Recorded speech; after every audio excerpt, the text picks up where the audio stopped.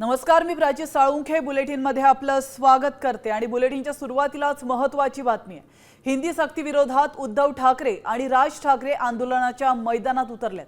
मनसे अध्यक्ष राज ठाकरे यांनी 6 जुलैला मुंबईमध्ये मोर्चाची हाक दिली आहे आणि या मोर्चामध्ये कुठल्याही पक्षाचा झेंडा नसणार आहे। मराठी माणूस या आंदोलनाचं नेतृत्व करणार असल्याचं राज ठाकरे यांनी म्हटलंय। तर उद्धव ठाकरेंनी देखील मराठी अभ्यास केंद्राच्या नेतृत्वात होणाऱ्या आंदोलनात सहभागी होणार असल्याचं जाहीर केलंय।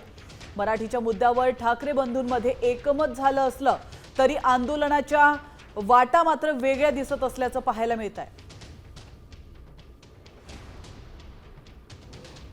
आपल्या या आंदोलनाला सक्रिय पाठिंबा देतो आहे। मी तर तुमच्या सोबत आहे, शिवसेना सोबत आहे, पण त्याच बरोबरीने मी तमाम मराठी माणसांना पक्षीय भेदाभेद विसरून या लढ्यामध्ये सामील होण्याचं आवाहन करत आहे। हिंदी किंवा इतर कुठच्याही भाषेची सक्ती महाराष्ट्रामध्ये होऊ देणार नाही म्हणजे नाही।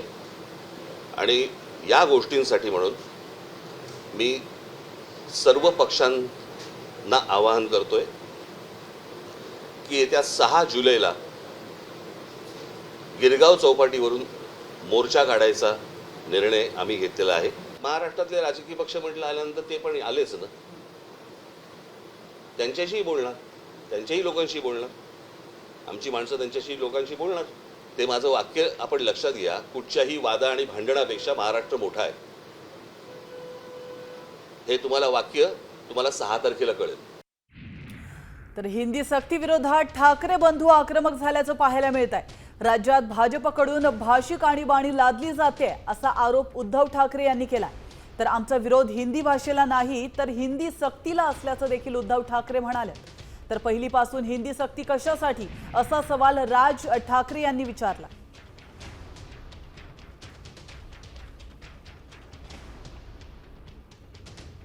हिंदी सक्तीची याचा अर्थ तुमचा जो एक छुपा एजेंडा आहे की कालांतराने ते त्यांच्या आधी होतं, एक निशाण, एक प्रधान, एक विधान म्हणजे मीच, हा जो त्यांचा आहे। आणि नड्डा जे बोलले होते की कालांतराने देशामध्ये एकच पक्ष राहील, म्हणजे हे सगळं एकाधिकारशाहीकडे यांचं ही वाटचाल सुरू आहे। कालच त्यांनी आणीबाणीला झालेल्या 50 वर्षाचा उल्लेख केला। आता ही भाषिक आणीबाणी ते लागत आहे, ही भाषिक आणीबाणी आहे आणि त्याचा विरोध हा आम्ही तर करणार आहोत। असं काय हिंदीमध्ये ठेला टाकायचंय म्हणजे काय करायचंय का? डायरेक्ट आता 1ली ते 5वी हिंदी घेतलं की लगेच हिंदी चित्रपट सृष्टीमध्ये आम्हाला काम मिळणार आहे? काय आहे तुमचं? काय वाकडं झालं? 5वी नंतर हिंदी आणि संस्कृत हे ऑप्शनल भाषा होत्या ना, याच्यात आजपर्यंत सगळ्या शिक्षण पद्धती सगळेच जण त्याच्यातच तयार झाले ना। 5वी नंतर हिंदी घेऊन, मला असं वाटतं हिंदी घेऊन म्हणण्यापेक्षा हिंदी ऑप्शनल असताना हिंदी संस्कृतमध्ये शिकून दादा भुसे झाले की शिक्षण मंत्री? मग विचारलं होतं त्या काय क्रेडिट रेटिंग मध्ये दादा भुसे स्विमिंग येतं का म्हणून? तर आपण पाहतोय हिंदी सक्ती विरोधात ठाकरे बंधूंनी एल्गार पुकारलाय। त्रिभाषा सूत्राच्या निर्णयाविरोधात कलाकार आणि खेळाडूंनी देखील पुढे यावं असं आवाहन उद्धव ठाकरे यांनी केलंय। तर 6 जुलैच्या मोर्चाला कुणाचा पाठिंबा मिळत नाही, मोर्चात कोण येत नाही ते बघतोच अशा शब्दात राज ठाकरे कडाडलेत। चित्रपट सृष्टीतले विशेषतः मराठी, मग त्याच्यात मोठी मोठी नावं आहेत, त्यांनी सुद्धा उतरायला पाहिजे, खेळाडूंनी उतरायला पाहिजे, साहित्यिक तर आलेच, अगदी वकील असतील, सगळ्यांनीच जे जे मराठी भाषेचे पुत्र आहेत, सुपुत्र आहेत, मग ते मुलं मुली दोन्ही, आणि मराठी भाषा त्यांना त्यांच्या हृदयात आहे, त्यांची मातृभाषा आहे आणि मराठी भाषेवरती जे प्रेम करतात ते पक्षभेद विसरून अगदी भाजपमधले सुद्धा अस्सल मराठी माणसं, कारण भाजपमध्ये आता अस्सल लोक शोधणं हा सुद्धा एक संशोधनाचा विषय झालेला आहे।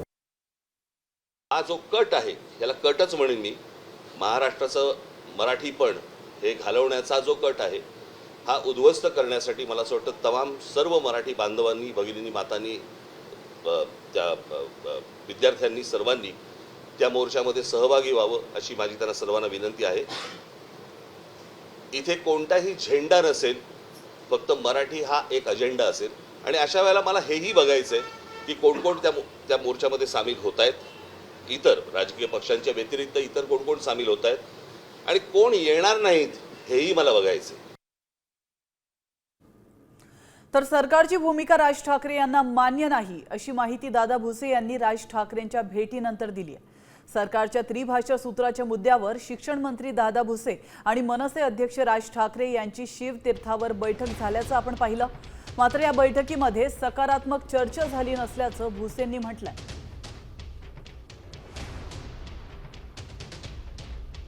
हिंदीच्या संदर्भामध्ये त्यांनी स्पष्टपणे त्या ठिकाणी म्हणजे नको अशा पद्धतीची भूमिका त्यांनी ठेवलेली आहे। शासनाच्या वतीने आपल्या राज्याच्या विद्यार्थ्यांच्या हिताच्या दृष्टिकोनातून काय काय मुद्द्यांवर आधारित आम्ही हा निर्णय केला ते आम्ही त्यांच्यासमोर ठेवलेला आहे। त्यांनी काही चांगल्या सूचना पण केलेल्या आहेत,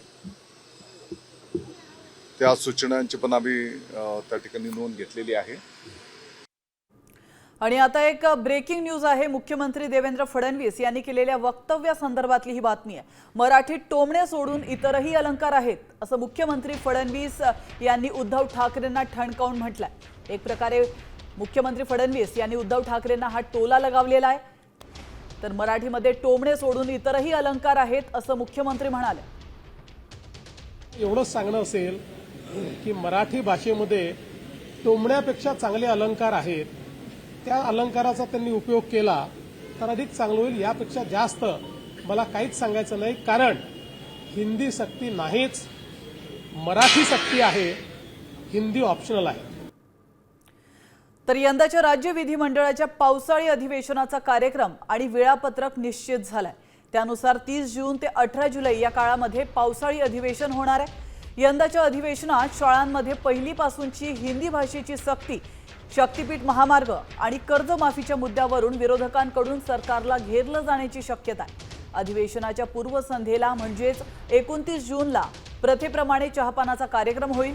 या कार्यक्रमाला विरोधक उपस्थिती लावणार की नाही हे देखील पाहावं लागणार आहे।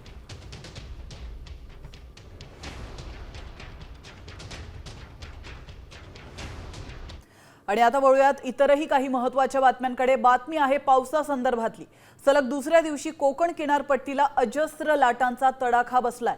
तर समुद्रामध्ये सध्या 4 मीटरपेक्षा उंचीच्या लाटा पाहायला मिळत आहेत। आपण या दृश्यांच्या माध्यमातून पाहू शकतो अजस्त्र अशा लाटांचं सध्या किनारपट्टी भागामध्ये तांडव सुरू आहे। जून महिन्यातील सर्वात मोठी भरती समुद्राला आली आहे। तर किनारपट्टी भागातील लोकांना सतर्कतेचा इशारा प्रशासनाकडून देण्यात आलाय। रत्नागिरीतून आढावा घेतलाय आमचे प्रतिनिधी अमोल कलय यांनी। कोकण किनारपट्टी सलग दुसऱ्या दिवशी अजस्त्र लाटांचा तडाखा होताना पाहायला मिळतोय। आपण सध्या रत्नागिरीतल्या मांडवी किनारी परिसरामध्ये आहोत। या मांडवी जेटीच्या जर परिसरामध्ये पाहिलं तर उंचच्या उंच लाटा या किनाऱ्यावरती आढळताना आपल्याला पाहायला मिळतात। आज दुसरा दिवस आहे आणि या लाटांचा तडाखा हा मांडवीच्या किनारपट्टी भागामध्ये होताना आपल्याला पाहायला मिळतोय। वेगवान वारा देखील या परिसरामध्ये वाहताना आपल्याला पाहायला मिळतोय। जवळपास ताशी 40 ते 50 किलोमीटर वेगाने वारे या ठिकाणी वाहत आहेत। समुद्र अक्षरशः खवळलेला आहे, उधाण आलेलं आहे समुद्राला आणि या उधाणाचा तडाखा इथल्या मांडवी किनारी भागामध्ये बसताना पाहायला मिळतोय। कोकण किनारपट्टीच्या अनेक भागामध्ये हीच परिस्थिती सध्या पाहायला मिळते। काल आपण मिरा परिसरामध्ये होतो। मिरा परिसरामध्ये देखील अजस्त्र लाटांचा तडाखा हा मानवी वस्तीच्या दिशेने जात होता आणि अक्षरशः तिथे देखील लाटांचं तांडव पाहायला मिळत होतं आणि आज देखील तशीच काहीशी परिस्थिती या मांडवी परिसरामध्ये आपल्याला पाहायला मिळते। अमोल कलय, साम टीव्ही, रत्नागिरी। आणि आता एक महत्त्वाची बातमी वर्ध्यामधून। पुराच्या पाण्यामध्ये अडकलेल्या 3 मुलांची सुटका करण्यात आली आहे। मुसळधार पावसामुळे वर्ध्यातील यशोदा नदीला पूर आल्याचं दिसतंय। वर्धा जिल्ह्यामध्ये जोरदार पाऊस सुरू आहे आणि या ठिकाणी नदी नाल्यांना मोठ्या प्रमाणात पूर आलाय आणि या पुरामध्ये 3 लहान मुलं वाहून जात होती। वाचवण्यात यश आल्याचं आपण पाहतो।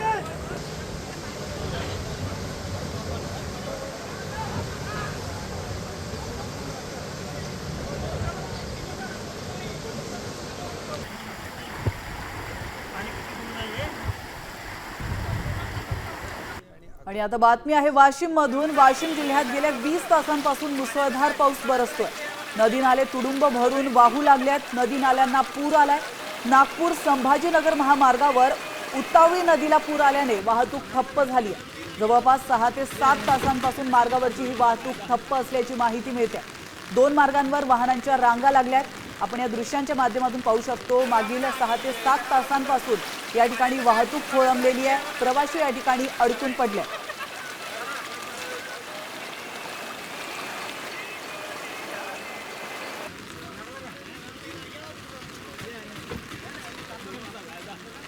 तर इकडे नंदुरबार जिल्ह्याला पावसाने चांगलंच झोडपून काढलंय।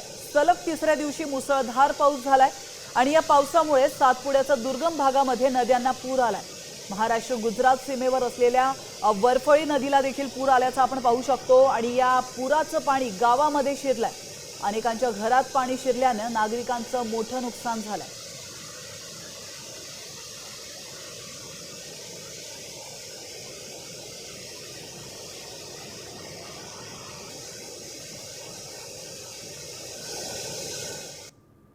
तर मुसळधार पावसामुळे नाशिकच्या दिंडोरी तालुक्यातील पालखेड धरण 80% भरल्याची माहिती मिळते आणि यामुळे धरणाच्या 14 गेटपैकी 7 गेट उघडण्यात आले। सध्या पालखेड या धरणातून नदीपात्रामध्ये 5754 क्युसेक वेगानं पाण्याचा विसर्ग केला जातोय। या पार्श्वभूमीवर नदीकाठच्या गावांना सतर्कतेचा इशारा देण्यात आला।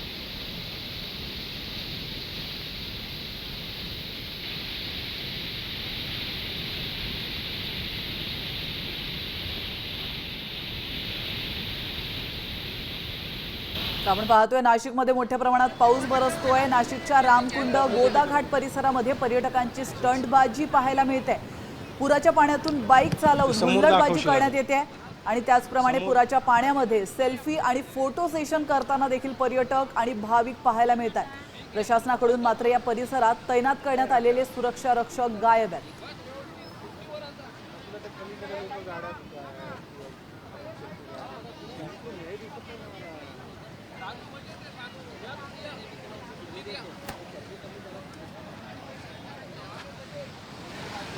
तर इकडे नाशिकमधील सोमेश्वर धबधबा हा ओसंडून वाहू लागलाय।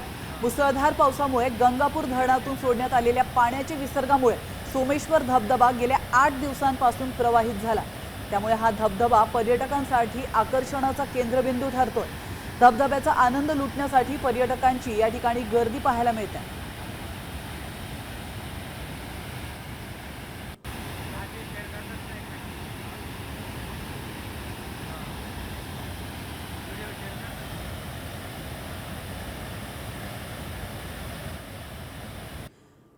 आणि नाशिकमधून थेट जाऊयात अहिल्यानगरमध्ये। अहिल्यानगरच्या अकोले तालुक्यामध्ये सह्याद्रीच्या पर्वतरांगांमध्ये उलट्या धबधब्याचं नयनरम्य दृश्य बघायला मिळतं।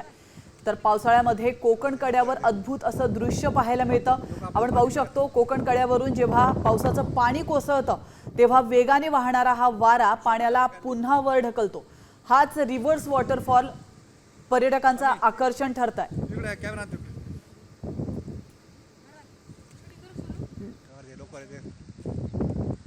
लोक आपल्याला पाहतील बघा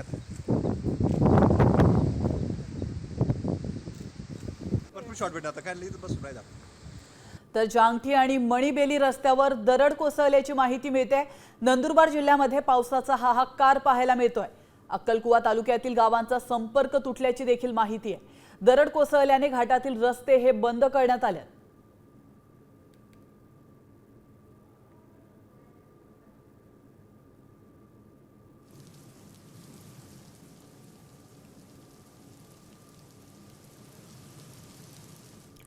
तर आता बातमी आहे कोल्हापुरातून। कोल्हापुरात पंचगंगेच्या पाण्यामध्ये कार अडकली आहे। शिंगणापूर हनुमंतवाडी रस्त्यावरील ही घटना आहे। शर्थीचे प्रयत्न करत कोल्हापूर महानगरपालिकेच्या अग्निशमन दलाच्या जवानांनी गाडीसह ड्रायव्हरला सुरक्षित बाहेर काढले। पंचगंगेच्या पुरात ड्रायव्हरने गाडी घालत आतेताईपणा केल्याचं पाहायला मिळालं होतं। मात्र त्याची ही गाडी या ठिकाणी अडकली आहे। तब्बल तासाभराच्या प्रयत्नानंतर ड्रायव्हर आणि कारला सुखरूप बाहेर काढण्यात अग्निशमन दलाला यश आलं।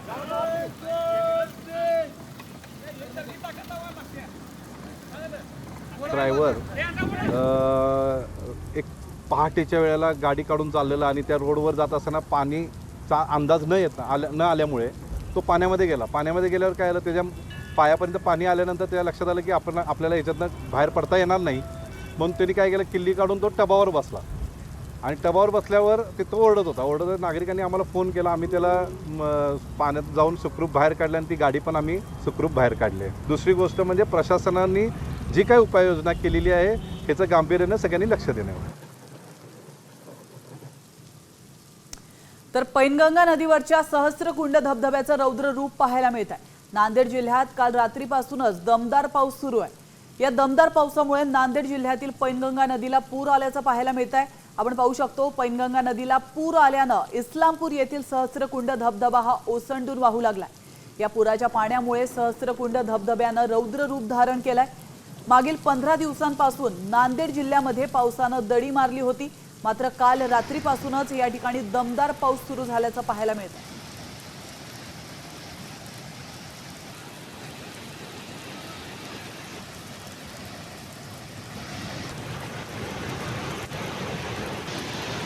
तर गुजरातमध्ये पावसाने थैमान घातलाय. सुरतमध्ये मुसळधार पावसामुळे जनजीवन विस्कळीत झालंय. पोलीस ठाण्यामध्ये 4 ते 5 फुटांपर्यंत पाणी शिरलंय. पोलीस ठाण्यात पाणी गेल्यानं महत्त्वाच्या फायली देखील वाहून गेल्या. जेसीबीच्या सहाय्यानं पोलीस स्टेशनमधील सामान बाहेर काढण्यात आलंय. तर दुसरीकडे नवसारीमध्ये पूर परिस्थिती निर्माण झाली. एकीकडे आपण सुरतची दृश्य पाहतोय तर दुसरीकडे नवसारीतली ही दृश्य आहेत. इथल्या शाळेमध्ये पाणी शिरलंय आणि त्यामुळे शैक्षणिक साहित्याचं देखील मोठ्या प्रमाणात नुकसान झालंय. पावसाचा जोर कायम राहिल्यास परिस्थिती बिकट होण्याची शक्यता वर्तवण्यात येते.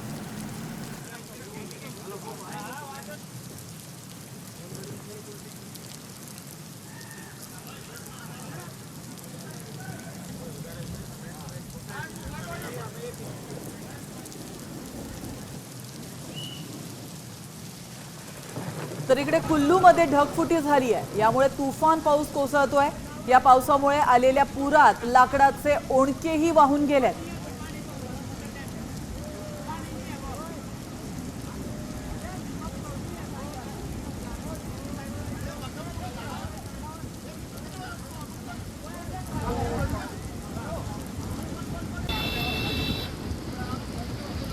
तर इकडे रुद्रप्रयागमध्ये बस नदीमध्ये कोसळली आहे. प्रवाशांना घेऊन जाणारी ही बस अलकनंदा नदीमध्ये कोसळली आहे. बद्रीनाथ राष्ट्रीय महामार्गावरील ही घटना आहे. बसमध्ये तब्बल 18 ते 20 प्रवासी असण्याचा अंदाज वर्तवण्यात आलाय आणि यामध्ये एकाचा दुर्दैवी मृत्यू झालेला आहे. त्याचा मृतदेह बाहेर काढण्यात यश आलंय आणि बचाव पथकाकडून मदतीचं काम सुरू आहे आणि अनेक जण या नदीच्या पाण्यामध्ये वाहून गेल्याची माहिती मिळते.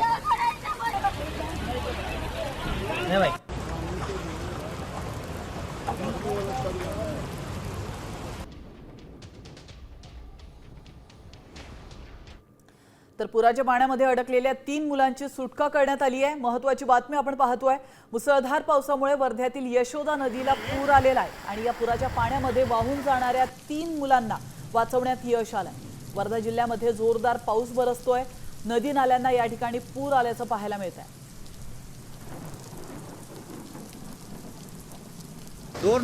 तर आपण या दृश्यांच्या माध्यमातून पाहू शकतो पुराच्या पाण्यामध्ये अडकलेल्या 3 मुलांची सुटका करण्यात यश आलेलं आहे. महत्त्वाचं म्हणजे पावसाळा सुरू झालेला आहे. ठिकठिकाणी पाणी साचलेलं आहे आणि अशात प्रशासनाकडून सतर्कतेचं आवाहन करण्यात येत आहे. तर याविषयी अधिक माहिती देण्यासाठी आपले प्रतिनिधी चेतन व्यास आपल्यासोबत जोडले गेलेत. चेतन, पुराच्या पाण्यामध्ये अडकलेल्या 3 मुलांची सुटका करण्यात आली आहे. मात्र नेमकं या ठिकाणी काय घडलेलं आहे? ही 3 मुलं या ठिकाणी अडकली कशी होती? काय अधिक माहिती मिळते? तालुक्याच्या डिगडोळ येथे यशो नदीला पूर आला होतं. या पुराचा जो पाणी आहे याचा अंदाज या 3 लोकांना कळला नव्हता. एक दुचाकीने आणि सायकलने येत होते, त्यामध्ये एका शाळकरी विद्यार्थ्याचा समावेश होता. अचानक पुराचं पाणी वाढल्याने त्यामध्ये ते अडकलेले होते. याची माहिती देवळी तहसीलदारांना मिळतात. त्यांनी घटनास्थळी यांना पुरातून काढण्याचं काम केलंय. रेस्क्यू टीम लावण्यात आली. त्यांना तब्बल 1.5 तासानंतर काढण्यात आलं. प्रशासनाकडून आवाहन करण्यात येत आहे की रात्रीपासून जिल्ह्यामध्ये पावसाच्या सरी बरसत आहे. कुठेही नाल्या नदीला पूर असेल तर ते धोकादायक पातळी नद्या ओलांडत आहे, तिथे जाऊ नये असं आवाहन करण्यात येत आहे. नक्कीच धन्यवाद चेतन, तुम्ही दिलेल्या महत्त्वपूर्ण माहितीबद्दल. आपण पाहतोय पुराच्या पाण्यामध्ये 3 मुलं अडकली होती आणि त्यांना सुखरूप त्यांची सुटका करण्यात आली.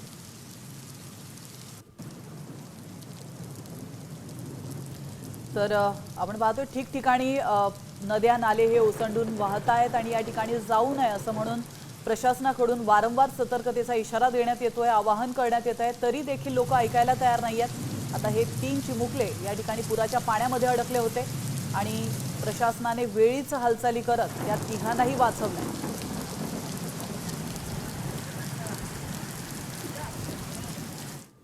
आणि आता पाहूयात वारीच्या बातम्या.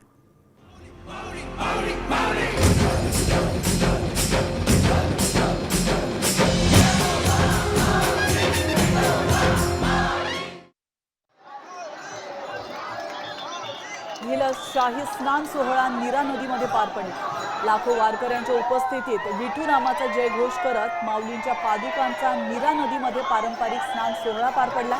हा सोहळा पालखी सोहळ्यातील एक अत्यंत महत्त्वाचा आणि भावनिक असा क्षण मानला जातो.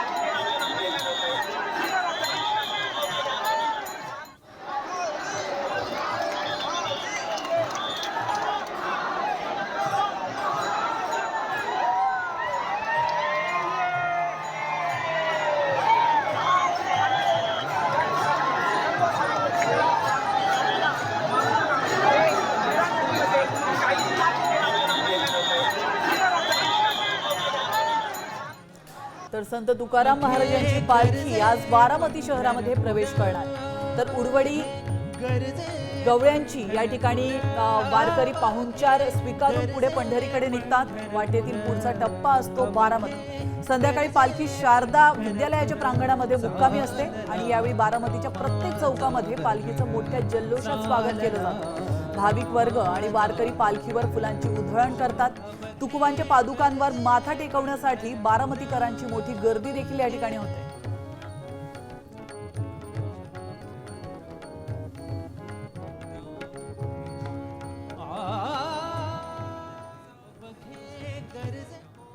आणि आता एक मोठी बातमी आहे. राम सेतू सापडलाय. होय, राम सेतू सापडल्याचा दावा करण्यात आलाय. एक व्हिडिओ सध्या मोठ्या प्रमाणात व्हायरल करण्यात येतोय आणि त्यामुळे खरंच आता राम सेतू सापडलाय का असा प्रश्न पडलाय. या व्हिडिओची आम्ही पडताळणी केली आणि त्यावेळी काय सत्य समोर आलं तुम्हीच पहा. हा व्हिडिओ प्रचंड व्हायरल होतोय.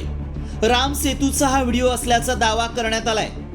समुद्रात सापडलेला हा राम सेतूच असून यासोबत हनुमानाची मूर्तीही सापडली आहे असा दावा केला गेलाय. या व्हिडिओत हा राम सेतू आणि मूर्ती दाखवण्यात आली आहे.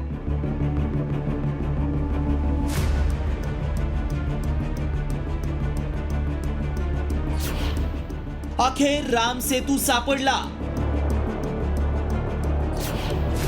समुद्रात हनुमानाची भव्य मूर्तीही सापडली. व्हायरल व्हिडिओ मागचं सत्य काय? भारत श्रीलंका यामध्ये असणाऱ्या हिंदी महासागरात राम सेतू असल्याची आख्यायिका आहे आणि त्याचे पुरावे सापडल्याचा दावा करण्यात आलाय. रामेश्वरम मध्ये तरंगणारे दगड अजूनही दिसतात, पण आता थेट राम सेतूत सापडल्याचा व्हिडिओ समोर आलाय. या व्हिडिओत बघा, जसा पूल असतो त्याप्रमाणेच हा सेतू असल्याचा व्हिडिओ आहे. स्कुबा डायव्हर्स पाण्याखाली अनेक मोठ्या दगडी मूर्तींचा शोध घेताना दिसतायत. त्यांना काही मूर्ती, दगड आणि काही वस्तूही सापडल्या आहेत. पण खरंच आता राम सेतू सापडलाय का?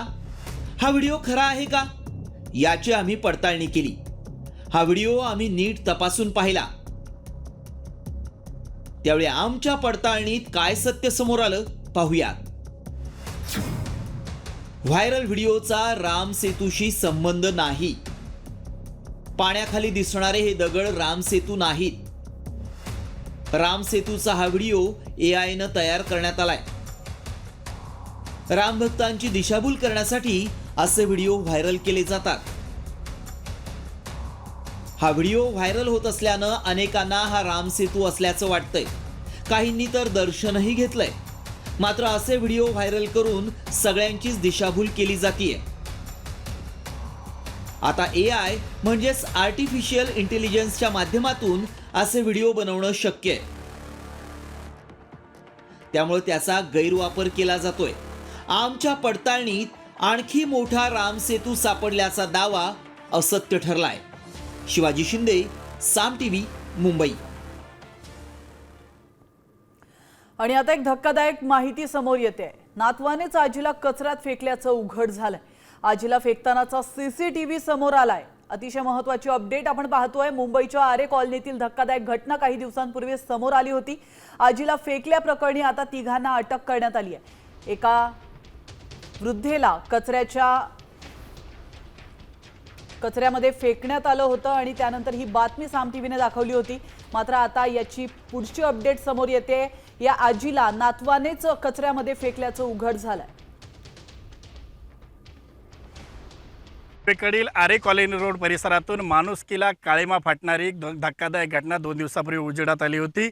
या ठिकाणी आपल्या वयोवृद्ध आजीला रुग्णालयातून घरी न नेता थेट जंगलातील कचराकुंडी परिसरामध्ये टाकण्यात आलं होतं। यानंतर या ठिकाणी जे आहे ते आरे रोड पोलिसांनी देखील तपास केला होता। मात्र या ठिकाणी ती आजी सापडली होती। त्या आजीला कुठलीही माहिती देता येत नव्हती। मात्र प्रत्यक्षात जेव्हा पोलिसांनी तपास केला, या तपासानंतर आरे पोलिसांनी जे घटनास्थळापासून 50 ते 60 CCTV कॅमेरे तपासल्यानंतर जे आहे ते आरोपींना या ठिकाणी आरोपीची निश्चिती करण्यात आली होती। आणि यानंतर काल रात्री जे आहे ते त्या आजीचा नातू आणि त्याचे 2 साथीदार यांच्यावरती गुन्हा दाखल करण्यात आला होता। मात्र ह्या घटनेची जी पार्श्वभूमी होती, या ठिकाणी शनिवारी पहाटेच्या सुमारास आजीला आणून टाकण्यात आलं होतं आणि या ठिकाणी असणारे आरे रोड परिसरामध्ये राहणारे काही तरुण जे आहेत यांनी या ठिकाणी आजीची जंगलात फेकल्याबद्दलची जी माहिती होती ती आरे रोड पोलिसांना दिली होती। आता थेट त्यांच्याकडून जाणून घेऊया।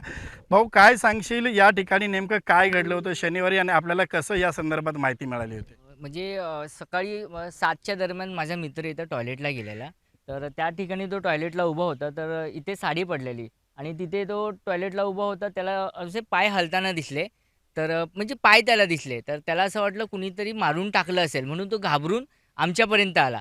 त्याच्यानंतर आम्ही इथे मी चौकशी करण्यासाठी आम्ही बघायला आलो, काय बघूया। जेव्हा मी माझा कॅमेरा चालू करून आतमध्ये गेलो तेव्हा आजीचे एकदम पाय हलत होते। मी आणखी जवळ जाण्याचा प्रयत्न केला। जवळ गेलो तेव्हा कळालं की त्या आजी जिवंत आहेत आणि मी आणखी पुढे गेलो तेव्हा त्यांचा असं चेहरा सडलेला दिसला, म्हणजे चेहऱ्याचा हा भाग पूर्ण त्यांचा सडलेला होता। मग नंतर मी त्यांना हाक मारली, आजी म्हटलं, आजी कुठून आलात तुम्ही?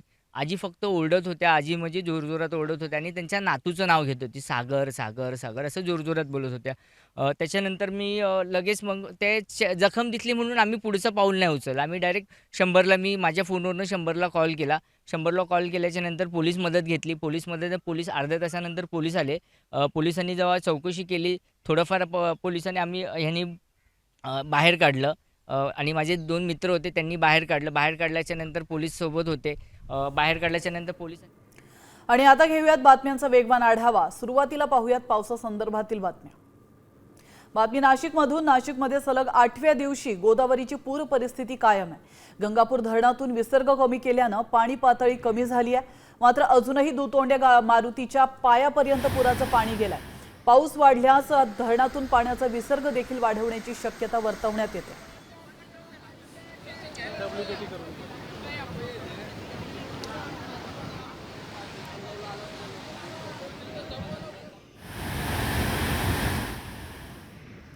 नाशिकच्या रामकुंड गोदाघाट परिसरामध्ये पर्यटकांची स्टंटबाजी दिसून येते। पुराच्या पाण्यातून बाईक चालवून हुल्लडबाजी करण्यात येते। त्याचप्रमाणे पुराच्या पाण्यामध्ये सेल्फी आणि फोटो सेशन करताना पर्यटक आणि भाविक दिसतात।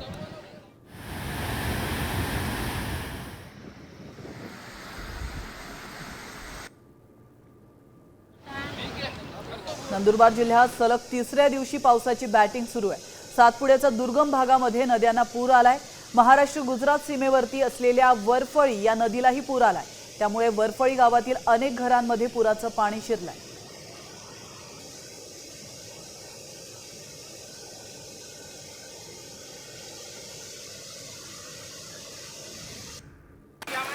वाशिमच्या पिंपरी सरहद्द गावाजवळील उतावळी नदीला पूर आल्याने पाणी पुलावरून वाहत आहे। त्यामुळे हा महामार्ग 6 ते 7 तासांपासून ठप्प झालाय। संभाजीनगर ते नागपूर महामार्गावरील वाहतूक जवळपास 6 ते 7 तासांपासून ठप्प झाली आहे। त्यामुळे वाहनांच्या लांबच लांब रांगा या ठिकाणी पाहायला मिळतात।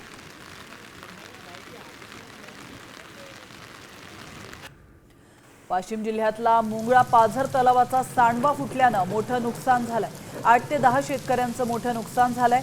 जिल्ह्यामध्ये काल संध्याकाळपासूनच पाऊस बरसतोय। त्यामुळे लहान मोठे नदी नाले तुडुंब भरलेत। सांडव्याच्या दुरुस्तीसाठी शेतकऱ्यांनी निवेदन दिलेलं, मात्र त्याकडे प्रशासनाने दुर्लक्ष केलं।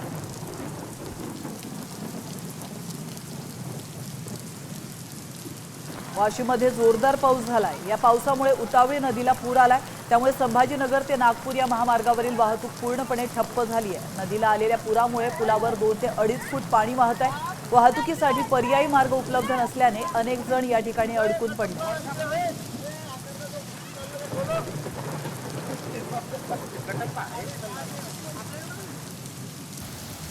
दडी मारलेल्या पावसाने अखेर जोरदार पुनरागमन केलंय।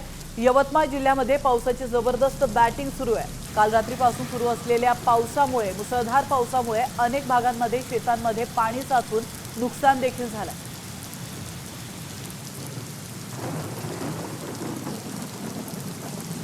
यवतमाळ जिल्ह्यात जोरदार पाऊस झालाय। या पावसामुळे घाटंजी शहरातील घाटी आणि इंदिरा आवास भागातील काही घरांमध्ये पाणी शिरलंय। यामध्ये मोठं नुकसान झालंय।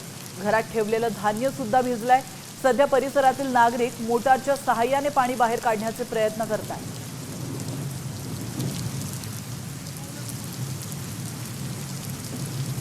कोल्हापुरातील पंचगंगा नदीची इशारा पातळीकडे वाटचाल सुरू आहे। पातळी 35 फुटांवर पोहोचली आहे। राधानगरीसह 16 धरण क्षेत्रामध्ये पावसाचा जोर कायम आहे। पंचगंगा, दूधगंगा, कासारी, वारणा त्याचप्रमाणे ताम्रपर्णीसह जिल्ह्यातील सर्व नद्या या दुथडी भरून वाहू लागल्या आहेत। तर 59 बंधारे पाण्याखाली गेलेत, त्यामुळे वाहतूक विस्कळीत झाली आहे। मात्र पर्यायी मार्गाने वाहतूक सुरू करण्यात आली आहे।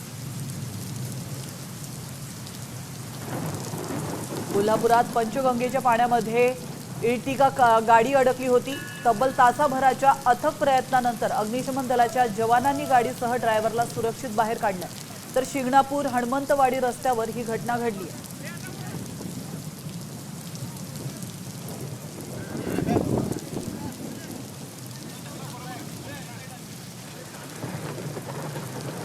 वर्ध्याच्या डिगडोहामध्ये यशोदा नदीला अचानक पूर आल्याने 3 मुलं अडकली होती। मात्र मुलांना बाहेर काढण्यात बचाव पथकांना यश आलंय। त्याचप्रमाणे जिल्ह्याच्या अनेक भागात रात्रीपासून पाऊस सुरू असल्याने यशोदा नदीसह नाल्यांना पूर आला।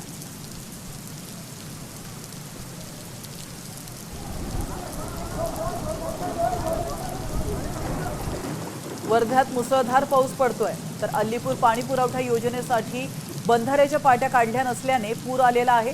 यशोदा नदीला आलेल्या पुरामुळे अलमडोह अल्लीपूर हा मार्ग बंद करण्यात आला। वर्धा जिल्ह्याच्या अनेक भागात जोरदार पाऊस बरसतोय। हिंगणघाट, समुद्रपूर, वर्धा तालुक्यामध्ये पावसाची संततधार सुरू आहे। वर्धा सरूळ हा मार्ग पुरामुळे बंद झालाय। तर पावसामुळे शेतकऱ्यांच्या पिकांना जीवनदान मिळालं।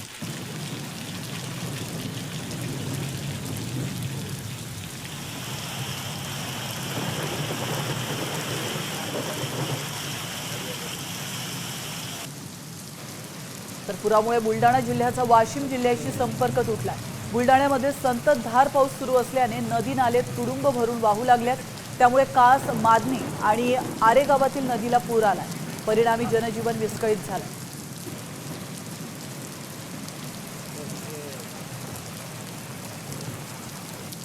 नांदेडच्या हिमायतनगरमधील कामारी गावातील अंगणवाडी परिसरामध्ये तळ्याचं स्वरूप प्राप्त झालंय। त्यामुळे विद्यार्थी आणि पालकांना ये-जा करण्यासाठी मोठी कसरत करावी लागते। याकडे ग्रामपंचायत दुर्लक्ष करत असल्याचा आरोप गावकऱ्यांनी केला। आमच्या इथं अंगणवाडी क्रमांक 1 आणि अंगणवाडी क्रमांक 3 या दोन्ही ठिकाणी मिळून विद्यार्थी संख्या जवळपास 70च्या वर आहे। इगतपुरीमध्ये मुसळधार पाऊस बरसलाय। त्यामुळे भावलीचा धबधबा हा ओसंडून वाहू लागलाय। धबधब्याचा आनंद घेण्यासाठी मोठ्या संख्येने पर्यटक या ठिकाणी येत असतात। भावली धरणाच्या वरील भागातील डोंगरावरून धबधबा हा कोसळतो। इथं आनंद लुटण्यासाठी पर्यटकांची पावलं धबधब्याकडे वळू लागली।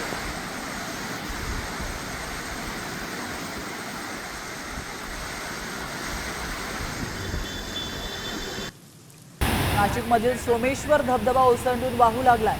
मुसळधार पावसामुळे गंगापूर धरणातून सोडण्यात आलेल्या पाण्याच्या विसर्गामुळे सोमेश्वर धबधबा गेल्या 8 दिवसांपासून प्रवाहित झाला। त्यामुळे हा धबधबा पर्यटकांसाठी आकर्षणाचा केंद्रबिंदू ठरतोय। धबधब्याचा आनंद लुटण्यासाठी पर्यटकांची या ठिकाणी गर्दी होते।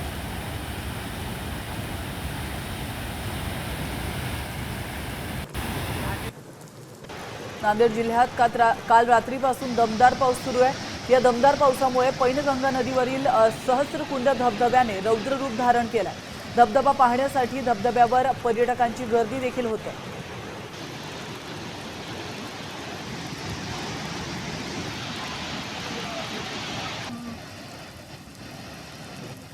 शिराळा तालुक्याच्या पश्चिम भागात मान्सूनच्या 1 महिना अगोदरच भरभरून पाऊस झाला. नद्या दुथडी भरून वाहू लागल्यात. मोठमोठे डोंगर, धबधबे, हिरवे डोंगर, मोठ्या प्रमाणामध्ये असणारी झाडे झुडपे असं मनमोहक चित्र या ठिकाणी निर्माण झालं.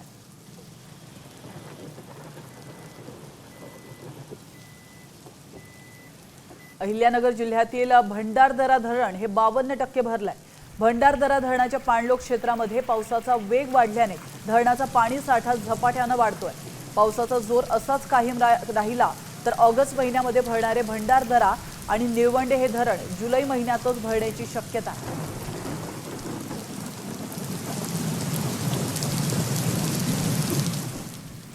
उरण तालुक्यामध्ये पर्यटकांना भुरळ घालणारे निसर्गरम्य रानसई धरण ओव्हरफ्लो झालंय.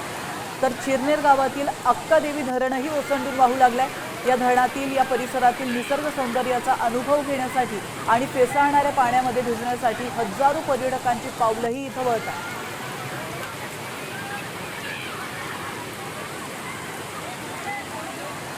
सिंधुदुर्गातील आंबोली धबधब्यावर आल्हाददायक वातावरण अनुभवायला मिळतं. महाराष्ट्राची चेरापुंजी अशी ओळख असलेली आंबोली धबधबा पर्यटकांना आकर्षित करतोय.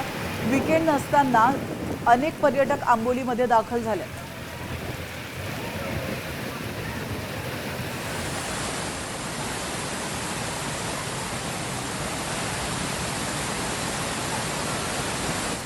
पावसाळ्यात कोकण कड्यावर अद्भुत असं दृश्य पाहायला मिळतंय. कोकण कड्यावरून जेव्हा पावसाचं पाणी कोसळतं तेव्हा वेगाने वाहणारा वारा हा पाण्याला पुन्हा वर ढकलतो. हाच रिव्हर्स वॉटरफॉल पर्यटकांचं आकर्षण ठरतंय. कोकण कड्यावरचा हा रिव्हर्स वॉटरफॉल पाहण्यासाठी खटक्यांची पावलं नेहमीच हरिश्चंद्रगडाकडे वळताना पाहायला मिळतात.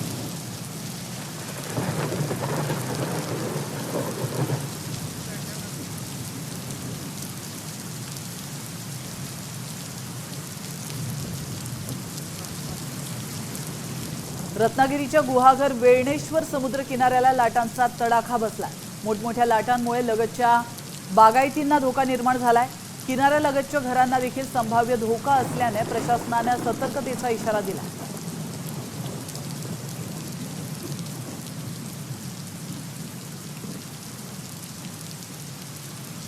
गुजरातमध्ये देखील पावसानं थैमान घातलंय.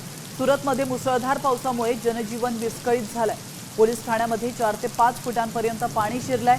पोलीस ठाण्यामध्ये पाणी गेल्यानं महत्त्वाच्या फायली देखील वाहून गेल्या. जेसीबीच्या सहाय्यानं पोलीस स्टेशनमधील सामान बाहेर काढण्यात येत आहे.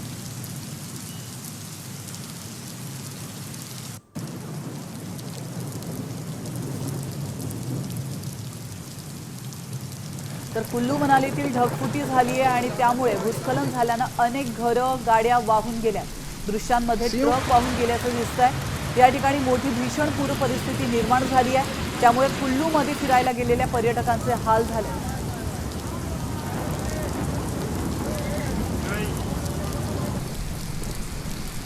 बहुत ज्यादा तबाही लाते हुए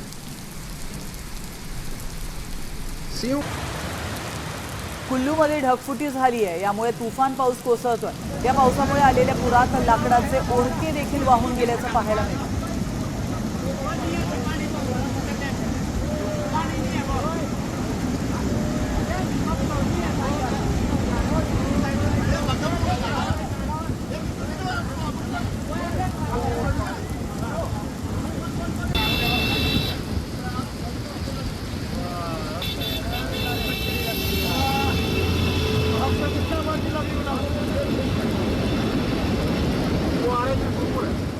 सातपुड्यात 3 दिवसानंतर पावसानं विश्रांती घेतली आहे. त्यामुळे पेरणीला वेग आलाय.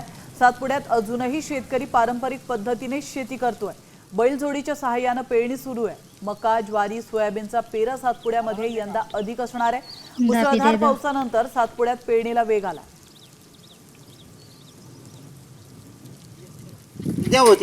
मराठवाड्यातील 8ही जिल्ह्यांमध्ये 53.87% क्षेत्रावर खरीपाची पेरणी झाली आहे. सर्वसाधारण 49,72,728 हेक्टर क्षेत्र आहे. यातील 26,78,000 हेक्टरवर पेरण्या पूर्ण झाल्या. तर बीड जिल्ह्यामध्ये सर्वात कमी पेरण्या झाल्या.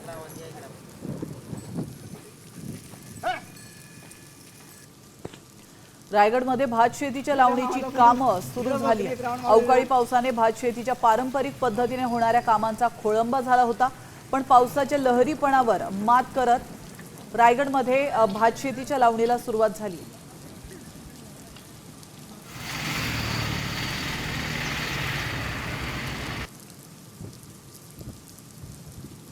हिंगोली जिल्ह्यात पावसाअभावी शेतकऱ्यांच्या पेरण्या रखडल्या. जिल्ह्यातील औंढा वसमत तालुक्यामध्ये 80% शेतकऱ्यांनी अद्याप पेरण्याच केलेल्या नाहीयेत, तर कळमनुरी सेनगाव तालुक्यामध्ये पेरण्या केलेली पिके सुकू लागली आहेत. या शेतकऱ्यांवर दुबार पेरणीचं संकट ओढावलंय, तर बळीराजा आभाळाकडे डोळे लावून बसलाय.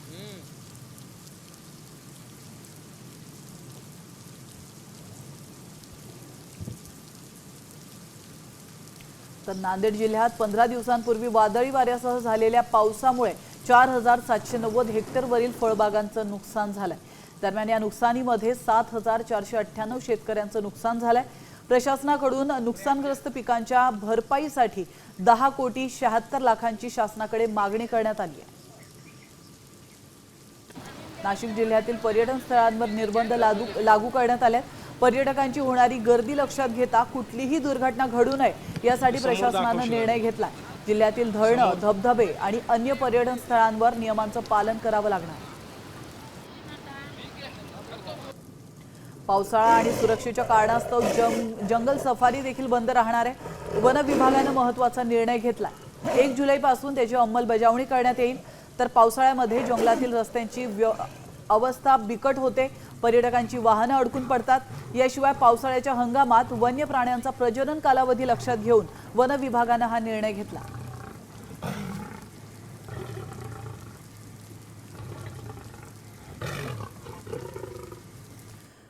आणि पावसानंतर आता घेऊयात इतरही बातम्यांचा वेगवान आढावा. बातमी सोलापुरातून. सोलापूरच्या माढ्यातील संत मुक्ताई पालखी मार्ग नोंदणीकृत करून त्याचा विकास करण्याची मागणी स्थानिक स्वराज्य संस्थांकडून केली जाते. हा मार्ग नोंदणीकृत झाल्यास निधी अधिक प्रमाणामध्ये मिळू शकतो. दरम्यानचा काही ठिकाणी पालखी मार्ग खराब स्थितीमध्ये असून तो दुरुस्तीची गरज असल्याचं बोललं जात आहे. जळगावच्या मुक्ताईनगरमध्ये अवजड वाहने शहराबाहेर वळवण्यात आली आहेत. यासाठी पुरनाळ हा फाटा आणि बोदवड चौफुलीवर पोलीस बंदोबस्त तैनात करण्यात आलाय. दरम्यान शहरातून होणाऱ्या अवजड वाहतुकीची बातमी साम टीव्हीनं दाखवली होती आणि त्यानंतर पोलिसांनी ही कारवाई केली. लातूरमध्ये एका महिलेच्या अंगावर गाडी घालून जीवे मारण्याचा प्रयत्न करण्यात आलाय. 2 महिलांमध्ये किरकोळ कारणावरून वाद झाला आणि यामध्ये एका महिलेला अंगावर गाडी घालत जीवे मारण्याचा प्रयत्न केल्याचा धक्कादायक व्हिडिओ आता समोर आलाय. दरम्यान या प्रकरणी लातूरच्या MIDC पोलीस ठाण्यात गुन्हा दाखल करण्यात आला. जालन्याच्या राजूर गणपती चौफुली या ठिकाणी बाईकला चुकवण्याच्या नादात कंटेनर थेट टपरीमध्ये घुसलाय. हा कंटेनर भोकरदनकडून जालन्याकडे जात होता आणि त्यावेळेस बाईकला चुकवण्याच्या नादामध्ये अपघात घडलाय. यावेळी बाईक स्वार फेकला गेलाय. सुदैवाने या अपघातात कुठलीही जीवितहानी झालेली नाहीये, मात्र बाईक स्वार जखमी झालाय. टपरीचंही मोठ्या प्रमाणात नुकसान झालंय. बदलापुरात बाईक स्वाराने स्टंटबाजी करण्याच्या नादात महिलेला आणि एका दुचाकी स्वाराला उडवलंय. ही घटना घडून 2 दिवस होऊन गेले तरी देखील गुन्हा दाखल झालेला नाहीये. तर मांजर्लीतील मोहन ग्रीनवूड या परिसरामध्ये ही घटना झाल्याची माहिती आहे.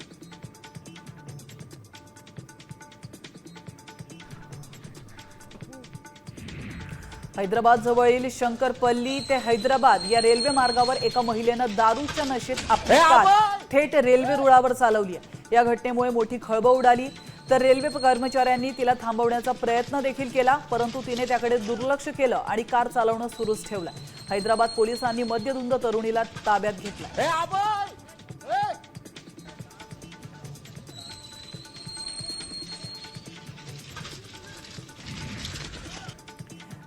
लठ्ठपणानं त्रस्त आहात, मग ही बातमी तुमच्यासाठी अत्यंत महत्त्वाची आहे. ही बातमी पूर्ण बघा.